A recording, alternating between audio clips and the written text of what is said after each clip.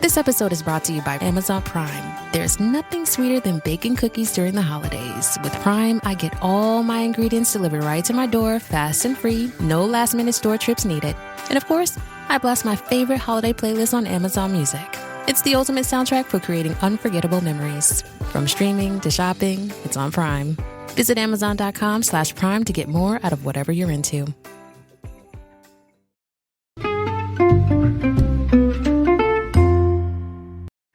Hi, everybody, and welcome to the Dr. Psych Mom Show.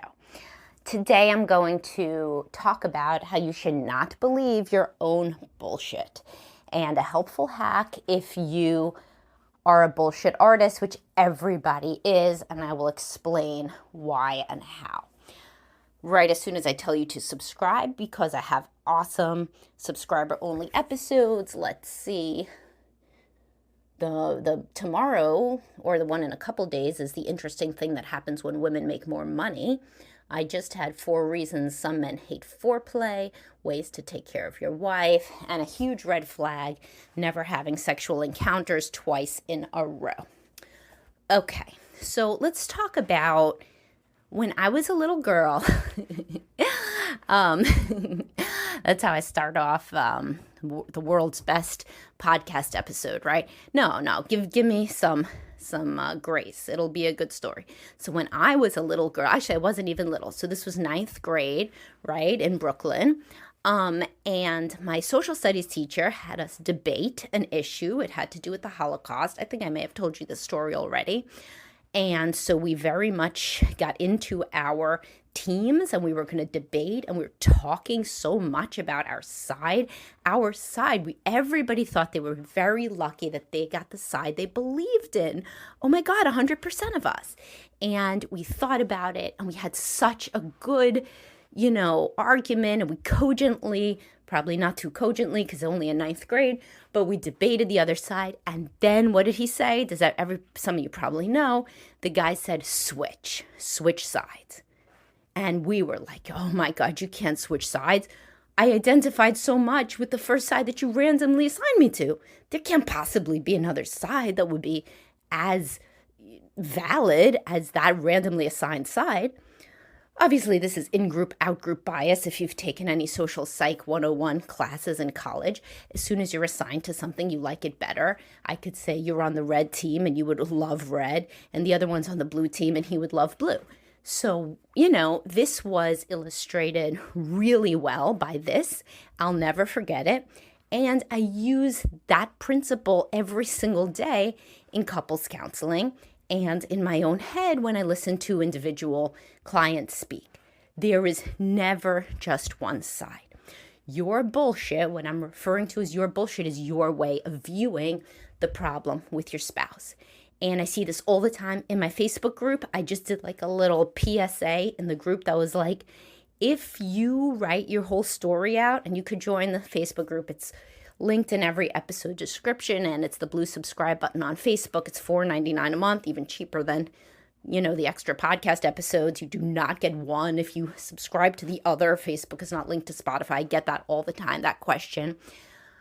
But anyway, I just did a little PSA that was like, if you make a whole thread about your relationship and how much your partner sucks, at the end, put 3 complaints that they have about you, because everybody that isn't trained as a psychologist in my group, which is everybody, they listen every time somebody talks and they're like, oh my God, your spouse sounds terrible. Oh my God, unless the person really sounds like an asshole, even in how they, write out their own situation, which is rare. Usually somebody is very, they act like they're just reporting the facts, because they really are from their perspective. It's just like the show I always recommend, The Affair. It goes from each perspective, the main character and his girlfriend, right? And they have totally different perceptions of the facts. You should really watch that show. But anyway, they think that they're reporting the facts. And the reality is, if their spouse came into the Facebook group and did a whole long post about what they think the problems are, everybody would say, oh my God, you poor thing, your spouse is the problem. No matter which spouse wrote it, right?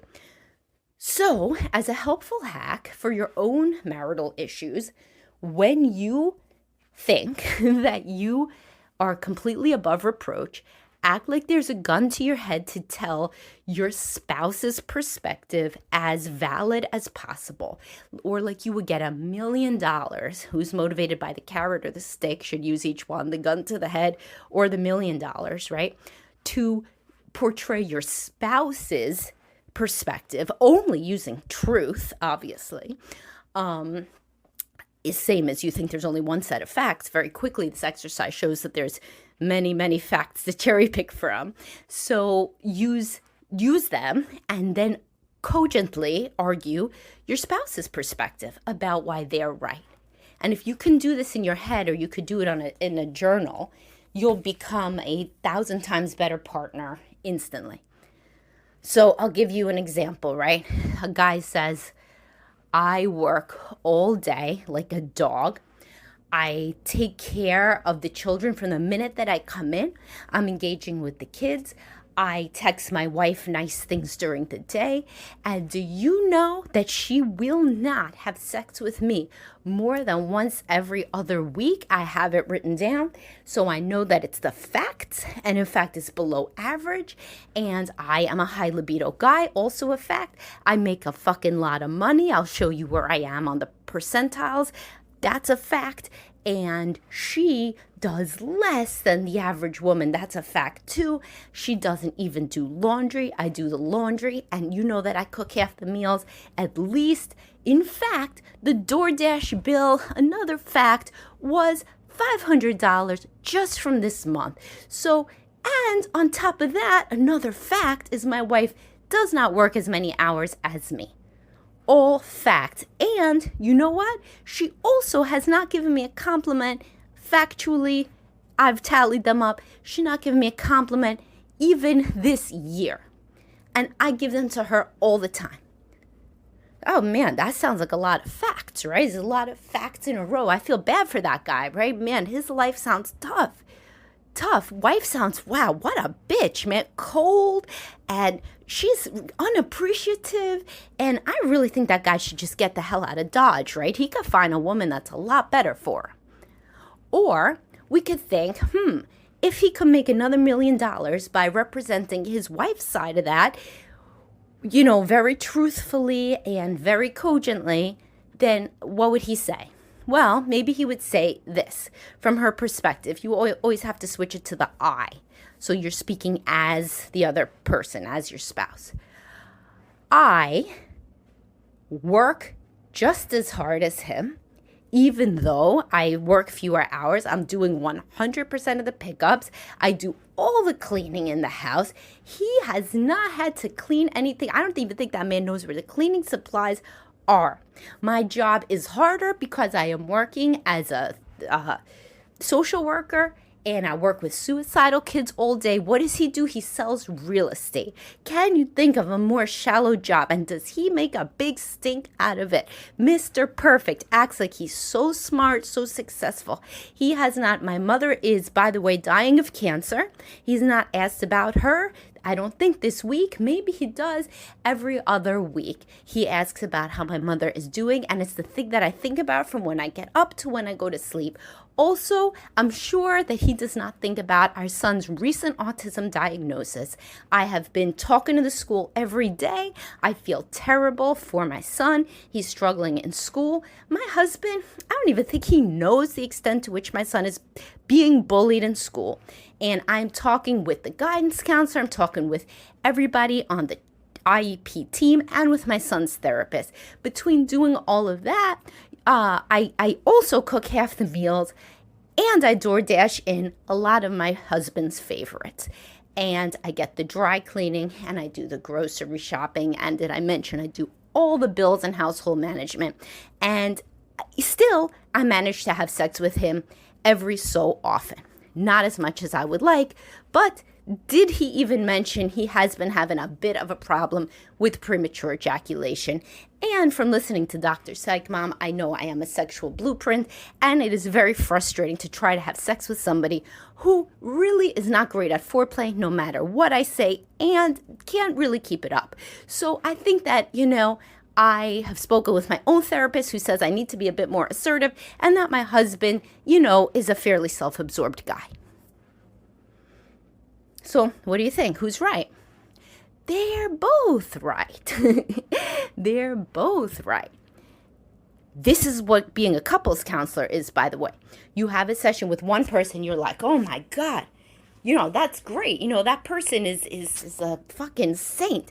Dude, can we canonize this person for dealing with this crazy spouse? Wow. Then the spouse comes in for their individual session, because you do 2 individual sessions at the beginning of couples. You're like, what the hell? The plot has twisted in an unpredictable way. This person, in fact, needs to be canonized. That other motherfucker is a liar. Wow. Literally, like, that's how you feel as a baby therapist. You're called a baby therapist at first, colloquially. But now it's just like, for me, it's like easy peasy. I don't believe anybody's shit. Or I believe both of them is really the reality. Because both of those perspectives are valid. And helping each person hear the other person's perspective and the truth. Because remember, all of those people, they didn't have any differences on the fact. But he's not inside her head. She's not inside his head. They can't understand each other. He doesn't think, you know how many times it's happened that a woman specifically has come in and been like, yeah, I'm sure he told you the number one thing I'm dealing with is my mom's health. He didn't mention her mom's health. He never thinks about her mom's health, and he would consider himself a good son-in-law. The mom may like him better than she should. The mom may think this is a loving son-in-law that's worried about my health, and he don't act shit. And this isn't, I'm not saying something's bad. He has enough on his plate. Maybe he doesn't think about it because he has too much other shit to think about. Either way, over and over and over. And that premature ejaculation thing, that I hear that so much. Guy says we never have sex. The woman comes in and tells me away that the sex sucks and that there's kind of nothing to do about it from her perspective. So she just sucks it up, no pun intended, and they do it every so often. But she feels that there's a problem that he won't address and that he gets anxious or defensive when she brings up, like premature ejaculation or not getting hard or not knowing sexual technique or whatever it is.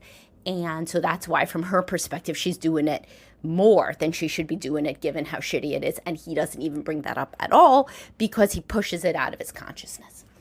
So anyway, I hope that this and my little role-played example gives you the motivation you need to be a better partner. Specifically, call yourself out on your own bullshit. Say, what is the other side of this debate? What would my partner say? I'm trying so hard to have a track in my own mind that I am the main character, that I am the sympathizable character, that I am the right character, that I am the good character. Probably, in every case, it's because you learned from home this good versus evil mentality, this victim-perpetrator lens, that I talk about, that if you see your previous relationship through the victim-perpetrator lens, then you've not really learned anything from it. I have, if you search the word victim in the Spotify search bar, then you'll get to that podcast. But people do it in their current relationship constantly. Both of those people thought they were the victim. Both of those fake people. Those are not real people. I love to make up people. This is what I did in my whole 52 emails to transform your marriage book. It went so fast. I think I wrote that book like 2 weeks because all I had to do was make up little people, little characters in the examples of the letters that I'm prompting people to write to each other. So you should pick up that book, 52 emails to transform your marriage. But came out 10 years ago. But anyway, and I have my more recent book. The hell is it? It's good though. It's I have it right here. Couples you meet in counseling, 7 common relationship dynamics that sabotage closeness. It's gotten a lot of positive reviews from the New York Times. Just kidding, from people in my Facebook group that go on Amazon. Okay, so anyway, try this. Try to think of the other perspective. It's the best thing you could possibly do from your relationship. And I'll talk to y'all soon. Have a great day, guys.